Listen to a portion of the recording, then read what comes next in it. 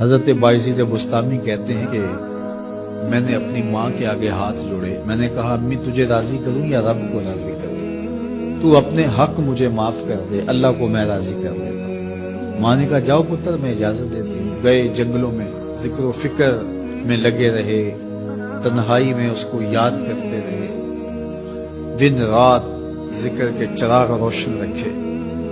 12 سال گزر گئے حق کی تلاش میں۔ ایک دن واپس بستام کے قریب سے گزر رہے تھے، خیال آیا چلتے چلتے ماں کو سلام کرنا۔ دروازے کو دستک دینے لگے تو اس خیال نے ہاتھ روک لیا کہ ساری زندگی ماں کو سکھ تو دیا کوئی نہیں، اب دکھ بھی کیوں دینے لگے؟ رات کا ایک پہر بیت گیا ہے، سردیوں کی لمبی رات ہے، ماں بستر میں لیٹی ہوگی، تیرے لیے اٹھے گی، دروازہ کھولے گی، دروازے کے ساتھ ہی لگ کے بیٹھ گئی اور ساری رات کاٹ دی، اس خیال سے کہ ماں کو تکلیف نہ ہو۔ جب سحری کا وقت ہوا تو اندر سے جو نالی آتی تھی اس نالی سے پانی آیا، سمجھ گئے میری ماں تہجد کے لیے اٹھی ہے اور وضو کا پانی ہے، تو فوراً دروازے پہ دستک دی۔ اندر سے آواز آئی بیٹا بایزید میں بھی آئی۔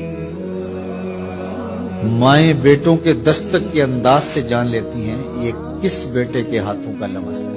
12 سال کے بعد آئی، دستک دی، کہا بیٹا بایزید میں بھی آئی۔ ماں کی تو نگاہیں ہی دروازے پہ رہتی ہیں۔ اللہ اکبر۔ کہتے ہیں کہ ماں نے دروازہ کھولا، 12 سال جنگلوں کی خاک چھانتے بیت گئی تھی، پراگندہ صورت، بکھرے ہوئے بال، پھٹے ہوئے کپڑے۔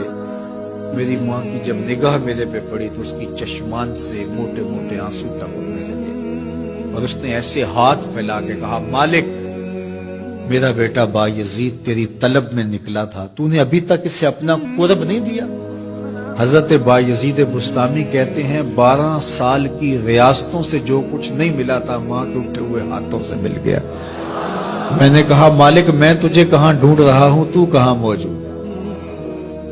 تو ماں باپ کی رضا اللہ کی رضا کا دروازہ کھولتی ہے۔ جن لوگوں کے ماں باپ ناراض ہیں اور وہ جا کے پیر صاحب کی خدمت کرتے ہیں اور میاں ماں کے قدم چھو، باپ کی ٹانگیں دباؤ، ان کی خدمت کرو، تمہارے پہلے مرشد وہ ہیں، ان کو راضی کرو، پھر کسی شیخ کامل کی صحبت میں آنا، دیکھو کیسے دل کی بند کھڑکیاں کھلتی ہیں۔ ایک مرشد تو ناراض کر رہا ہے اور دوسرے مرشد سے تمہیں کیا ملے گا؟ تو راستہ یہیں سے کھلے گا۔ والدین کو کبھی ناراض نہ کرو، والدین کو کبھی دکھ نہ دو، والدین کو کبھی تکلیف نہ پہنچاؤ، اور والدین کو بھی چاہیے کہ اپنی اولاد کو اپنا نافرمان نہ بنائے۔ ایک بزرگ فرماتے ہیں کہ مجھے برابر 30 سال ہو گئے ہیں کہ میں اپنی اولاد کو کوئی حکم ہی نہیں دیا، کوئی حکم نہیں دیا۔ کوئی چیز مجھے چاہیے بھی ہوتی ہے تو میں بصیرہ عمل نہیں کہتا، بلکہ ایسے ہی بات کر رہی ہوں، پانی چاہیے تو یہ نہیں کہتا بیٹا پانی لے کر آؤ، میں ویسے کہتا ہوں پیاس لگی ہوئی ہے، تو اگر وہ سمجھ جائے اور وہ خود لے آئے تو اچھی بات ہے، لیکن اگر وہ نہ لائے تو میں نے اس کو حکم ہی نہیں دیا، امر ہی نہیں کیا، تو اس امر کی مخالفت ہی لازم نہیں آئے گی۔ تو کہا 30 سال برابر گزر گئے ہیں، میں نے اپنی اولاد کو حکم نہیں دیا کہ کہیں وہ میری نافرمان نہ ہو جائے، کیونکہ اگر وہ نافرمان ہو گئی پلے کچھ نہیں رہے گا۔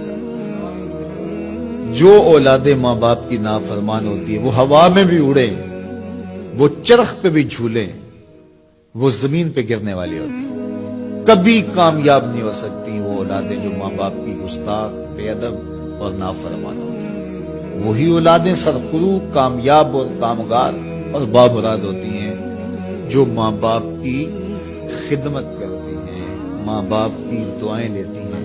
وہ ایک بچہ ماں باپ کے پاؤں دبا رہا تھا تو ایک بچہ ایک بر اعظم میں، دوسرے بر اعظم میں، تیسرے بر اعظم میں بڑے بڑے کاروبار کر رہا تھا، تو کوئی اس کا دوست ملنے آیا، اس نے کہا کہ اس نکمے کو بھی کہیں بھیج دو، فلاں جو ہے وہ یورپ میں ہے، فلاں امریکہ میں ہے، وہاں اتنی بڑی کمپنی اس نے کھولی ہوئی ہے، اس نکمے کو یہاں بٹھایا، اس کو بھیج دو، یہ تو نکمہ کسی کام کا نہیں۔ کہا یہ نکمہ ہی تو میرے کام آ رہا ہے، یہ نکمہ ہی تو میرے کام آ رہا ہے۔ تو اولاد خوش نصیب ہے کہ اپنے ماں باپ کی خدمت کرے، اور ان کے ساتھ حسن سلوک کرے.